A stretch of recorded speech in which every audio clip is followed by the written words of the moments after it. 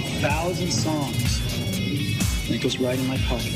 Failure of the future has to be a nation that is agile, that is innovative, that is creative. Welcome to Future Squared, the podcast all about innovation in the enterprise, brought to you and run by Collective Campus, an innovation hub based in Australia that works with companies to help them adopt the mindset, methodologies and tools to successfully explore new business models and disruptive innovation in an era of rapid change. For more information, go to www.collectivecamp.us. And without further ado, here's today's podcast. Welcome back to Future Squared, everybody. We've got a special guest for you on today's program, Whitney Johnson. She was recognized as one of the world's most influential management thinkers in 2015 and was a finalist for the Top Thinkers on Talent at the biennial Thinkers 50 ceremony in London. She is best known for her work on driving corporate innovation through personal disruption. She's formerly the co-founder of Rose Park Advisors alongside Clayton Christensen, author of The Innovator's Dilemma. Together, they invested in and led the $8 million seed round for Korea's Coupang, currently valued at over $5 billion. Johnson is also a frequent contributor to and writer for the Harvard Business Review, and is a linked influencer. She is the author of the critically acclaimed Disrupt Yourself and Dare, Dream, Do. She's received widespread recognition for her thinking and was named one of Fortune 55's most influential women on Twitter in 2014. She co-founded the popular 40 Women Over 40 to Watch and is a fellow at the Tribeca Disruptive Innovation Awards. So with that, it gives me much pleasure to introduce Whitney Johnson. Welcome to the show, Whitney. Thank you. I'm delighted to be here. No, it's an absolute pleasure. Firstly, I guess congratulations are in order. It's Disrupt Yourself. Your book has been, a bestseller in the business and motivation category, and has received critical acclaim from the likes of Steve Wozniak, Clayton Christensen, Eric Ries, Tom Peters, and Susan Cain. Thank you. I've been thrilled by the response. And so you should be. And I guess I reached out because this concept of disrupting yourself is one that I can personally relate to, and we might get into that a little bit later. But more importantly, I guess in this era of rapid disruption where, in Australia, 60% of jobs are subject to being replaced in the next 10 to 15 years, and there's a lot of talk out there about, robots and automation replacing 50% of today's jobs worldwide in the next 15 to 20 years. Standing still is simply not an option, it seems. That's right. That's right. And my premise here is that as I looked at disruption and really analyzed it, I first discovered it when I was still an equity analyst working on Wall Street. And then I ended up working with Clayton Christensen and founding a fund that invested in disruptive stocks as well as early stage companies. And the more I delved into these ideas, it occurred to me that disruption isn't just about products and services and companies and even countries, but that the fundamental unit of disruption is the individual, and that if we can learn to ride the waves of learning and mastering, we can have a competitive advantage in an era of accelerating disruption. So it's not just about coping, but in fact harnessing its power and unpredictability to propel us forward. So to that end, perhaps you can give us a quick overview of how you've managed to disrupt yourself over the years.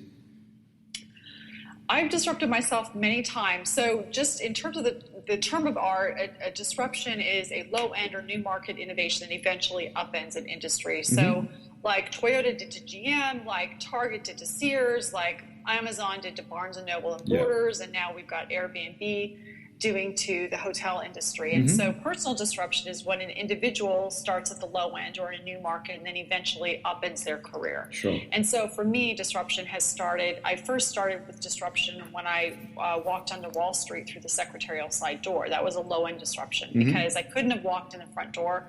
I'd been a music major in college. They would have never hired me. But as I started as a secretary, then I got my foothold and I was eventually able to move up to an investment banker and then an equity research analyst. So that was one personal disruption. Another one was when I had just moved into equity research to cover the cement and construction sector, and Smith Barney announced it would merge with Salomon Brothers, and they already had a highly ranked research analyst, cement and construction. And so according to the theory of disruption, rather than knocking on the cement door that was closed, I just built my own door, so a new market, and eventually I became a ranked analyst as well. So that's a new market disruption. And the third I'll mention is that when I was working on Wall Street. Now I was an institutional investor ranked analyst. I've been there for 8 years, and I was absolutely at the top of my game. I'd just gone down to Mexico. I'd worked with Carlos Slim, who's one of the richest people in the world. He trades places with Bill Gates. Mm-hmm. He was quoting my research, referring to me as La Whitney, and I decided that I was going to quit my job.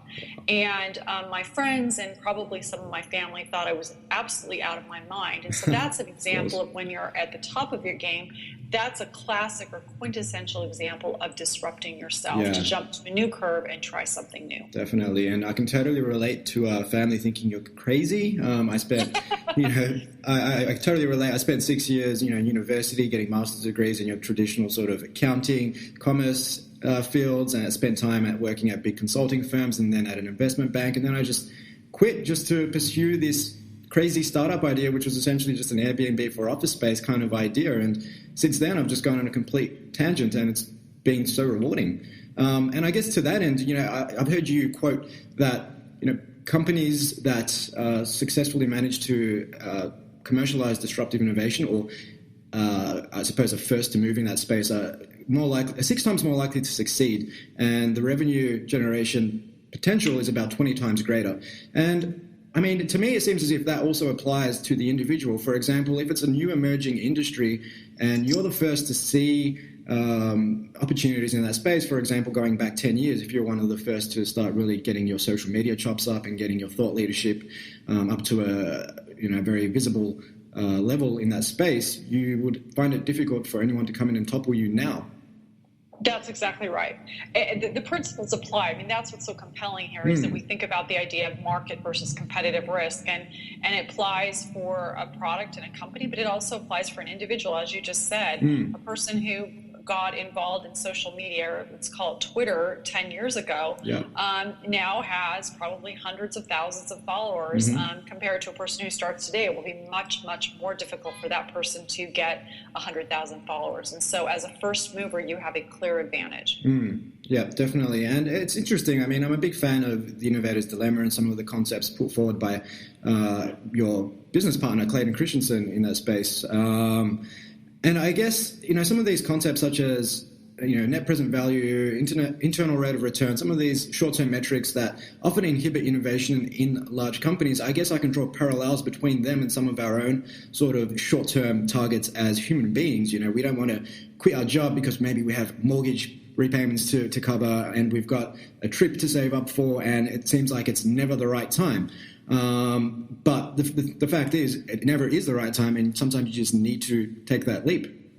It's a great observation that we've got our own sort of internal NPV. And what's fascinating to me is that oftentimes people will, when they think about disrupting themselves, they'll say, well, I don't have the money. And yet I remember talking to one fellow, actually he responded to a blog post of mine on HBR, on Harvard Business Review, and he said, I have 10 years of savings in the bank and I still won't disrupt myself. And so I think it's really important for us. Sometimes money is absolutely the consideration, but I think oftentimes it isn't. And so it's important for us to figure out, ask the 5 whys. Why won't I? Why won't I? Why won't I? And if you can finally get to the root cause of why you're not disrupting yourself, then you can start to address it. What I will say is that pretty much 90% of people struggle to disrupt because they're afraid. And so if you can figure out ways to mitigate that fear, then you're more likely to move forward. Yeah, and I think that's exactly right. I think people are more inclined to do what the masses do. And if you're doing what everybody else is doing, then chances are you're not really going to differentiate yourself. The lower risk, the lower the reward. And I guess that doesn't really lend itself to personal fulfillment. I know there's a stat out there that seems 70% seems to be a common stat. 70% of projects tend to fail. 70% of government IT projects fail. And it seems as if I know in terms of employee engagement, 70% of employees in the United States I know are actively disengaged from their work. Like they just don't enjoy what they do. They tend to live for the weekend. And it seems as if people are just afraid to chase their dreams. I think that's right. And it's true. And so the question is, can we allow people to bring their dreams to work? Are we willing to? And that's one of the premises for me is that if if you can allow your people to bring their dreams to work by allowing them to disrupt themselves internally rather than having to go somewhere else to try something new, your retention goes way up, your high potentials stay, and so your cost of doing business actually goes down when you allow people to bring their dreams to work as opposed to going up.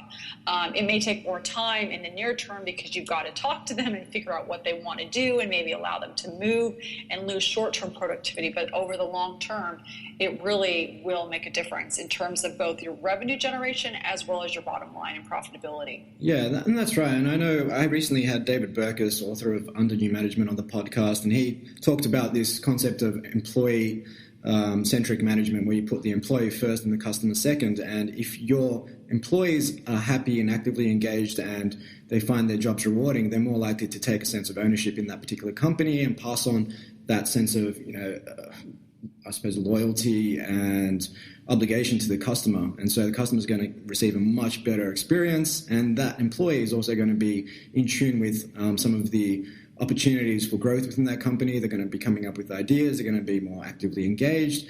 I think it's absolutely critical that we help people, like you said, tap into their inherent sort of desires or whatever motivates them.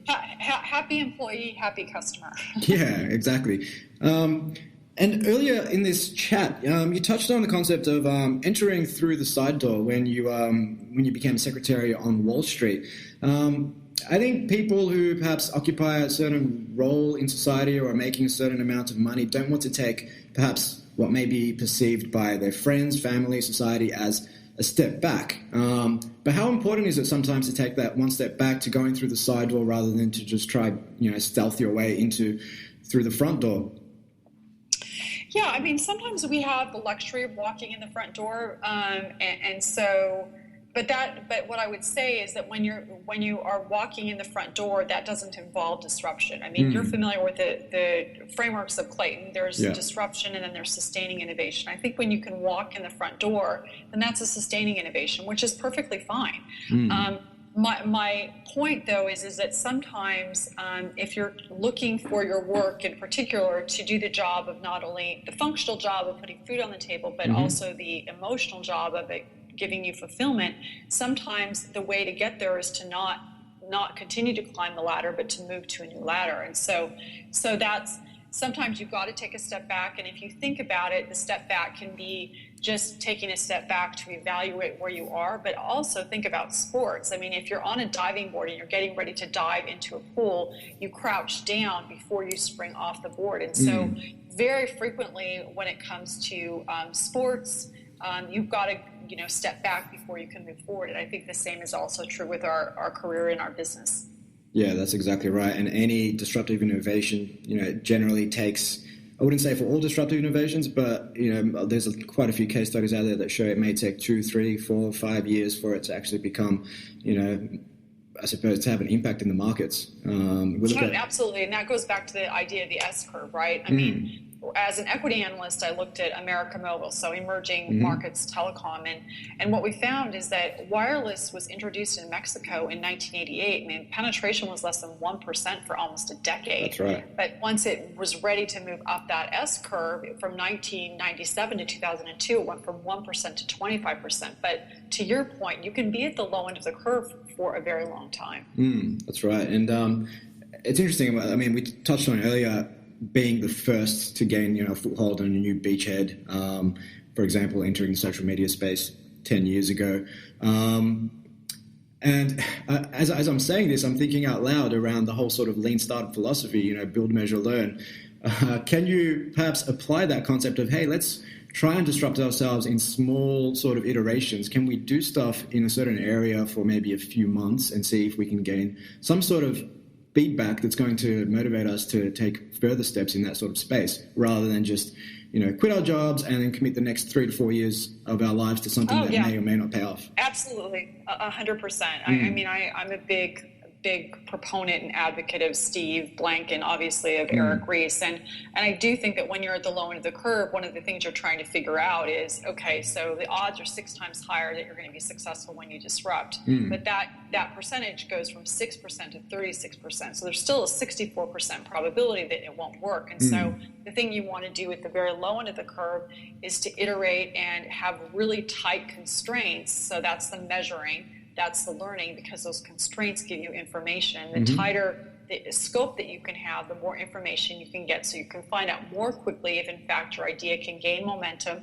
or you're on the wrong curve and you just jump to a new curve more quickly. Yeah, that's exactly right. And I think this podcast is perhaps a great testament to that. You know, it was literally launched a couple of months ago, and as we were chatting before we went live, we hit number 1 in the business news category here in Asia Pac a couple of weeks ago, and literally it was a test. And now we're interviewing the likes of yourself. I've got Ted Rubin on the podcast later today, Steve Blank tomorrow, and I think in today's day and age where it's never been cheaper to start a business. It's never been cheaper to test assumptions online. There are really no excuses not to try. Going back 10 years, perhaps you needed to take out a $100,000 loan, a $200,000 loan. I know Peter Diamandis always talks about the fact that in 2001, it cost $5 million to start a business. In 2011, it was $5,000, and today it's even less. So there are, I think, in my opinion, it doesn't seem to be that there are excuses today. I mean, you can work full time and still try something on the side. Right, and I think that's exactly right, and it's actually quite a fun exercise to say to yourself, okay, if I only had $1,000 in 3 months, like what could I get done with those resources? The whole notion of bootstrapping, and it's intriguing to me that. There was a study done in the U.S. In 2007. They compiled this list of the 500 fastest growing companies in the United States. And what they found is that only 4% of these companies had access to venture capital. Only 28% had access to debt. And so at least 50%, as much as 72% of these businesses had bootstrapped, and 61% were profitable in the first year. And so the question is like, were they successful in spite of or because of their constraints? And I think when we're willing to say, okay, I'm going to impose these constraints, we're likely to get the business model right a lot faster. Correct. And, for a startup, getting funded can often be a blessing and a curse, depending on what stage that startup is in its life cycle. I think you've correctly alluded to the fact that if a startup gets too much funding early, they're more likely to believe that their business model is validated. And as is often the case, they just waste all their money building out their business, throwing it on marketing, and eventually shutting their gates. Right, exactly. Yeah. And I guess in terms of finding what you should be exploring, you've touched on this concept in previous blog posts of disruptive strengths. Can you perhaps talk to us a little bit more about that? Yeah, so this idea of disruptive or distinctive strengths, it's something that you do well that other people within your sphere do not. And a great example of this is Horace Dediu, who you may be familiar with him. He's a Simco. And he loved smartphones. He grew up as a U.S. Romanian citizen. He thought that phones were going to disrupt PCs. This is like 15 years ago. So he graduates from college and gets his job at Nokia. Well, it turns out that computing was taking all the money out of telecom, so after a decade at Nokia, he left and applied all of his knowledge of the disrupted to think differently about the disruptor, Apple. And today, as you know, he's one of the foremost analysts on Apple out there with these spot-on financial predictions. So he was very much a telecom fish swimming in Apple waters. So that's the distinctive strength. And I think the trouble for most people is figuring out what their strengths are in the first place. And so what I like to do is have people think about, okay, what is my strength? For example, what compliments do you get over and over and over and over again, so much that you dismiss them because for you it's as natural as breathing. And so how do you figure out a way to use that strength very deliberately and not just when you're in a bind, and then take that strength and put yourself in a situation or a context where no one else has that strength? Yeah, definitely. And it's quite funny. I mean, as you're saying that, I'm thinking of the Innovator's DNA and how there's this concept of associational thinking, connecting the dots between lots of different things. I guess you need to be putting yourself out there and experiencing lots of different things and seeing where you will get this positive, feedback loop from people. I think there's something to be said about that. Yeah, absolutely. I mean, the more you can expose yourself to a variety of people and ideas, the more likely you are to come with a fresh notion. Yeah, and I guess combined with a sense of self-awareness to say, hey, people seem to really like my blogs. Maybe I should explore something further in this space. Or, people seem to think that I'm a great connector of people. Is there something I could be doing in this space? Right. Now, here's the irony, though. Because this is natural as breathing for us, we tend to undervalue it. And so people do not actually use their strengths. They try to use the things that they worked really hard to learn how to do, but those oftentimes are not their greatest strengths because they have to work really hard at them. And so what I find is if people really want to be successful in disrupting, they will make sure that they figure out what their greatest strengths are, which they tend to undervalue, and use those deliberately. Yeah, definitely. And that is a great segue into what I wanted to talk about next. As children, I think today's school system still molds children to become, accountants, lawyers, doctors, and so on. And oftentimes, I guess children are pushed into a certain direction without too much sort of, awareness, or I suppose we don't really pay attention to their inherent sort of strengths. And I guess with 60% of jobs set to be replaced, robots, automation, there's statistics out there that suggest children today will have upwards of 7 careers and 15 jobs in their lifetime. How important is it that, we teach children, or at least expose them somewhat to this concept of finding your strengths from a young age, of being open to disrupting yourself and not being, going through the typical rigmarole? I'm going to go to school, I'm going to go to uni, I'm going to get a bachelor's degree, and then I'm going to spend, 20 or 30 years being an accountant.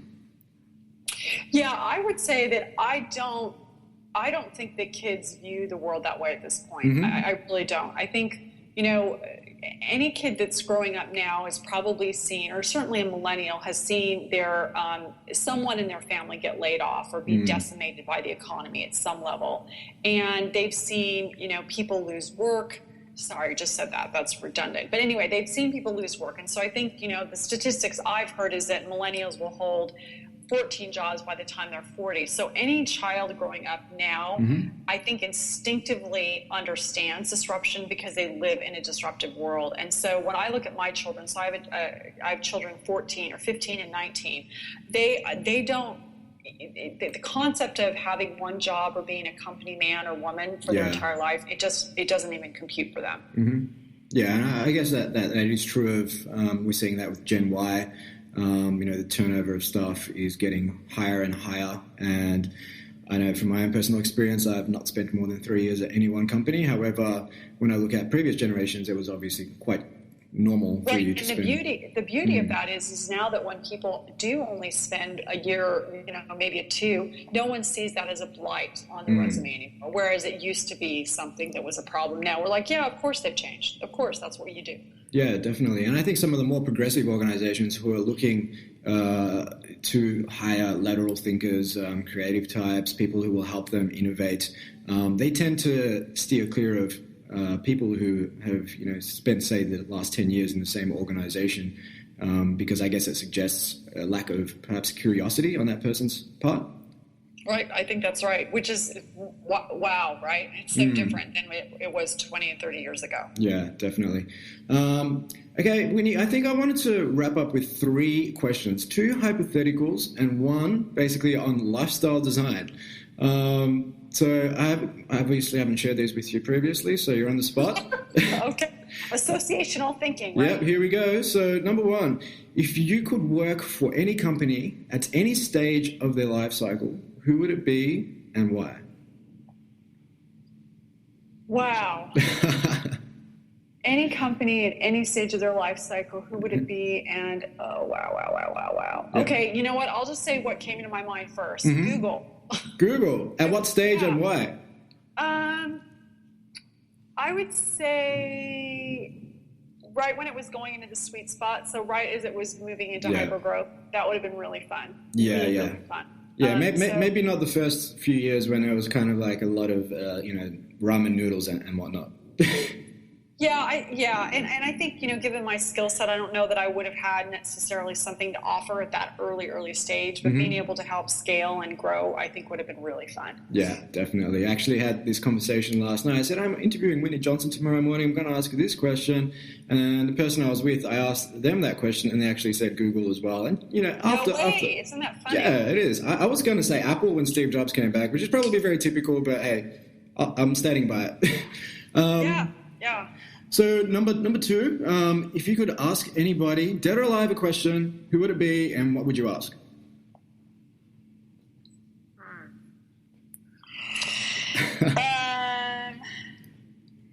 I would ask,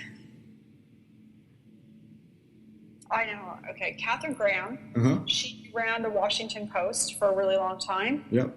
And I think I would ask her what it was like when she first took the reins of the company. I mean, she wrote this amazing biography of herself, or autobiography, but I think it would be really, I would love to sit down and talk with her and just hear about her experience. Yeah, no, that's a great answer. And just to let you know, you're the first guest I'm asking these questions, so this will be an ongoing piece. So you're kind of like the guinea pig today, Winnie. My apologies. Oh, wow. No, I think it's fun. It makes it more interesting. Definitely. To ask off-the-cuff questions. And the final one was on lifestyle design. So I like to get inside the heads of high-performing people and find out how they stay on top of their games. So what does your typical day look like? How do you stay so productive? Okay, well, I've recently shifted, but I've made a goal to get up at 6 o'clock every day, like 5:45, and I'm trying to work toward getting up at 5. And then right when I get up, I like to do something that is more contemplative, like whether it's, reading the Bible or just reading, doing something meditative that gets myself centered and grounded. Maybe do a few minutes of yoga with my daughter. And then for the first 2 hours of the day, focus on the projects that actually really require thinking and feel somewhat intimidating to me, because if I can get those sort of important but not urgent activities done in the first couple of hours of the day, then the rest of the day seems to go pretty well.